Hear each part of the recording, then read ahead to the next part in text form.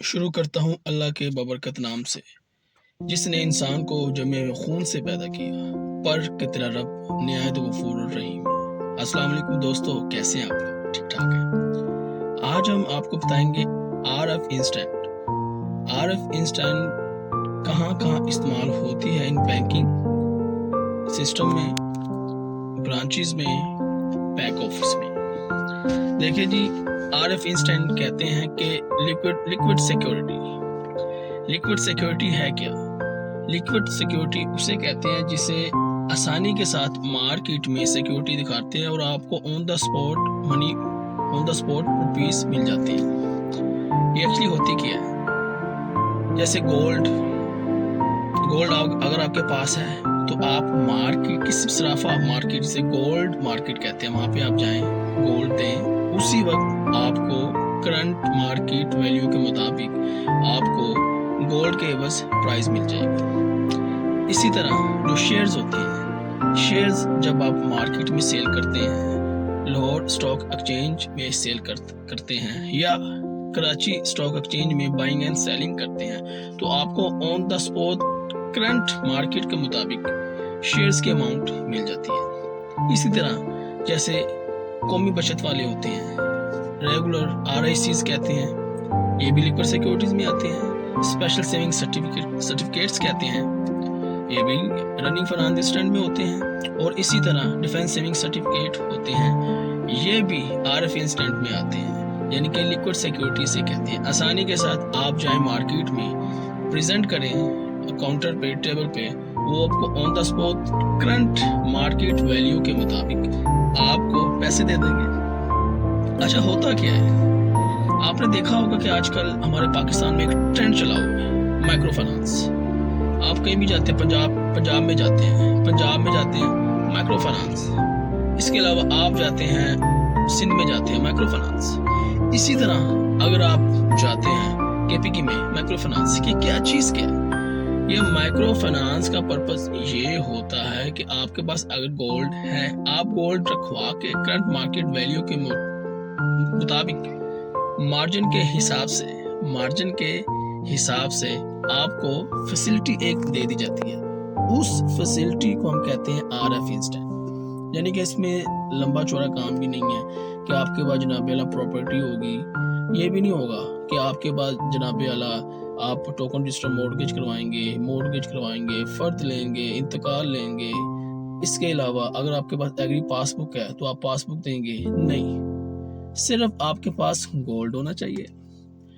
Gold की base पे आपको जो आपकी ज़रूरत है, ज़रूरत के मुताबिक आप उतनी अमाउंट ले, लेकिन ये ज़हन में रखिएगा कि आपकी रीपेमेंट कैपेसिटी ठीक होनी चाहिए, क्योंकि मोस्टली ये चीज़ें डिफ़ॉल्ट में भी चली जाती हैं। डिफ़ॉल्ट में क्यों जाती हैं? क्योंकि वो अपनी पेमेंट कैपेसिटी उनकी इतनी अच्छी नहीं होती, क्योंकि छोटा तबका होता है बेचारा, कोई सैलरी पर्सन होता है, वो तो पहले गरीब होता है बेचारा, जो सैलरी पर्सन, उसके बाद तो पैसे होते ही नहीं है।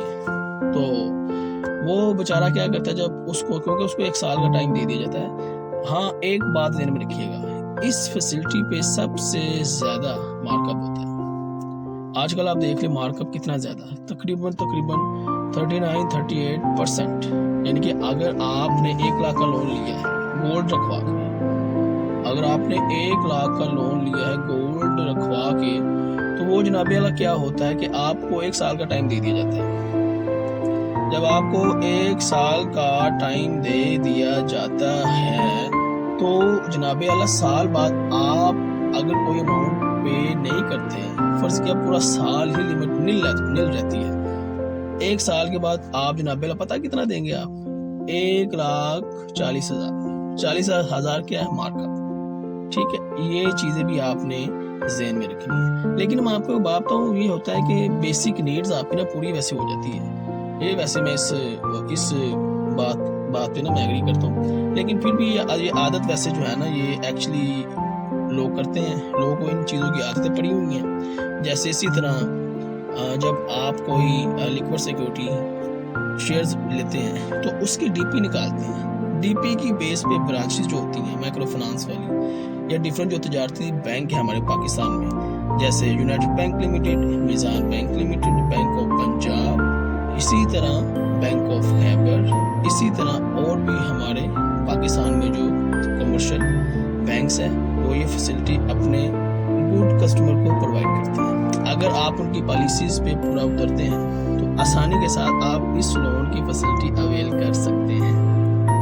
دوسری بات میں آپ کو یہاں پہ یہ بتاتا چلوں کہ آر ایف انسٹنٹ، جیسے کہ نام ہی سے ظاہر ہے انسٹنٹ فوری، آر ایف رننگ فنانس کی آپ کو فوری فیسلٹی پرووائڈ کر دی جاتی ہے تاکہ آسانی کے ساتھ آپ کی جو بیسک نیڈز ہے وہ پوری ہو سکے. اچھا، بیسک نیڈز میں کیا کیا چیزیں آتی ہیں؟ فرض کیا کہ جناب اللہ کہ ایک بچی کی شادی ہے، اس کے پاس پیسے نہیں ہیں، وہ کیا کرتا ہے کہ اپنے شیئرز کو پلیج کروا کے بڑی آسانی کے ساتھ اپنی بیسک نیڈز کو پورا کر لیتا ہے.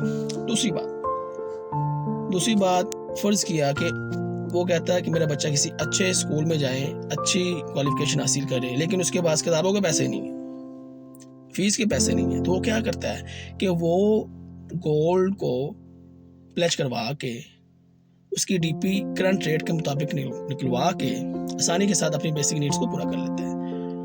ان چیزوں کے فائدے بھی بہت ہیں. نقصان کیا ہے؟ میں آپ کو نقصان بھی بتاتا ہوں. نقصان یہ ہے کہ آپ نے، کیونکہ اس پہ ویسے سٹارٹ میں آپ کو لگتی بڑی اٹریکٹیو فیسلٹی ہے، لیکن یہ ایکچولی اٹریکٹیو ہوتی نہیں ہے. کیوں اٹریکٹیو نہیں ہوتی؟ کیونکہ اس پہ مارک اپ کی اماؤنٹ بہت زیادہ ہوتی ہے. دوسری بات دوستو، 3 چیزیں میں نے آپ کو بتا دی. نمبر 1 گولڈ پلیج کرواتے ہیں، نمبر 2 شیئرز پلیج کرواتے ہیں، نمبر 3 یہ تیسری چیز پلیج کرواتے ہیں قومی بچت سرٹیفکیٹ نہیں ہوتے وہ پلیج کرواتے ہیں. ان میں کیا چیزیں آتی ہیں؟ RICs، regular income certificates. آپ نے دیکھا ہوگا کہ جناب اعلیٰ کیونکہ اس پہ منتھلی بیس آپ کو پروفٹ دیا جاتا ہے، وہ کیا کرتے ہیں جناب اعلیٰ آپ کی جو کوپنز ہیں وہ پلیج کروا کے کرنٹ ریٹ کے مطابق ڈی پی نکلتی ہے، اس کی بیس پہ جناب اعلیٰ آپ کو اماؤنٹ دے دی جاتی ہے. اسی طرح شارٹ ٹرم سیونگ سرٹیفکیٹ. اس پہ شارٹ ٹرم سیونگ سرٹیفکیٹ کیا ہوتا ہے؟ یہ جناب اعلیٰ 3 ماہ کا پلان ہوتا ہے. اس کا سینیریو بھی سیم یہی ہے. اسی طرح ڈیفینس سیونگ سرٹیفکیٹ آتے ہیں، اس کی میعاد 10 سال ہوتی ہے اور آپ کو 10 سال کے بعد آپ پروفٹ ڈبل اس کا پروفٹ ہو جاتا ہے. لیکن وہ کیا کرتے ہیں، پروفٹ تو آپ کو دیتے ہیں، اس میں کوئی شک نہیں ہے، لیکن اس پہ ٹیکس بھی کٹتا ہے. یہ بھی ذہن میں رکھیے گا، ٹیکس بھی اچھا خاصا کٹتا ہے. آپ کی جتنی اگر فرض کیا 1 ملین آپ کو پروفٹ ملتا ہے تو اس پہ کٹا کے آپ کو کم از کم 8 لاکھ ملے گا آفٹر 10 ایئر. یہ بھی ذہن میں رکھیے گا. دوسری بات سرٹیفکیٹ. اسپیشل سیونگ سرٹیفکیٹ کیا ہوتا ہے؟ اسپیشل سیونگ سرٹیفکیٹ میں جو پروفٹ ہے آپ کو 6 ماہ کے بعد ملتا ہے. انشاءاللہ اس قومی بچت میں جو سرٹیفکیٹ وغیرہ ہوتے ہیں اس پہ بھی ایک علیحدہ ٹاپک ہوگا، پوری ایک سیریز ہوگی تاکہ آپ لوگ آسانی کے ساتھ اس چیز کو سمجھ سکیں. دوسری بات یہ ہے کہ اس میں شودہ اکاؤنٹ بھی انہوں نے ایک نیا انٹروڈیوس کروایا قومی بچت والوں نے. اس کے بعد اسپیشل اکاؤنٹ میں بھی جو پروفٹ ہے وہ کوارٹرلی بیسس لگتا ہے، 3 ماہ کا بھی لگتا ہے. یہ آپ جائیں گے تو آپ کو کنڈیشنز فارم ایک ہوتا ہے وہ آپ کو بتا دیں گے، اس کے مطابق بھی آپ اس کو لے سکتے ہیں. آج جو ہم نے بات کی ہے وہ کی ہے رننگ فنانس انسٹنٹ. امید ہے کہ آپ کو رننگ فنانس انسٹنٹ کا آئیڈیا الحمدللہ بڑی آسانی سے ہو گیا ہوگا، کیونکہ یہ جب بلک میں چیزیں آتی ہیں، جب آپ پورے پاکستان کا کام کر رہے ہوتے ہیں تو بلک میں چیزیں آتی ہیں، آپ نے ڈاکومنٹیشن بڑے لحاظ سے پوری کرنی ہوتی ہے. اچھا، اس میں ڈاکومنٹیشن میں آپ کو بتاتا ہوں اس کی ڈاکومنٹیشن کیا ہے.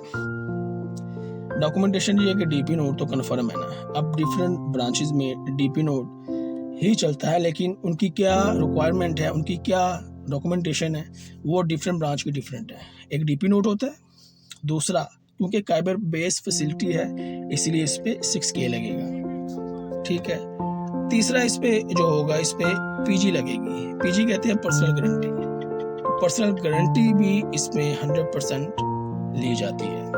اور اس کے علاوہ اس میں اگر لین بھی کرواتے ہیں.